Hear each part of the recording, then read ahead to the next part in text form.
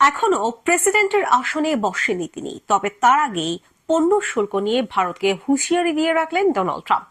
এক সাক্ষাৎকারে ট্রাম্প স্পষ্ট করেছেন তার জমানায় তিনি টিট ফর ট্যাট নীতিতেই গুরুত্ব দেবেন বেশি, অর্থাৎ যে দেশ আমেরিকার সঙ্গে যেমন সম্পর্ক রাখবে সেই দেশের সঙ্গে তেমনই ব্যবহার করা হবে।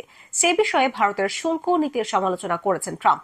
তার কথায়, যদি ভারত আমাদের কর দিতে বলে তবে আমরাও তাদের থেকে একই পরিমাণ কর নেব।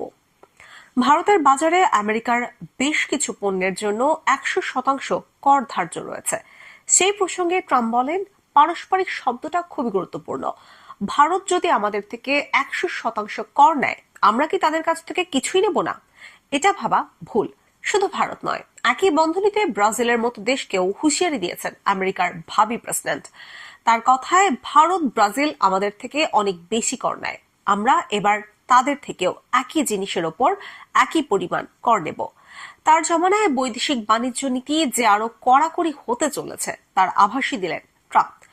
উল্লেখ্য, বাণিজ্য সম্পর্কের শুল্ক নিয়ে ভারত এবং আমেরিকার মধ্যে মতবিরোধ দীর্ঘদিনের। এবার বাণিজ্য নীতি নিয়ে আমেরিকা প্রশাসন যে আরো কঠোর অবস্থান নিতে চলেছেন তারই ইঙ্গিত দিলেন ট্রাম্প। আমেরিকার অভিবাসন নীতি নিয়ে ইতিমধ্যেই সুর চড়িয়েছেন ট্রাম্প।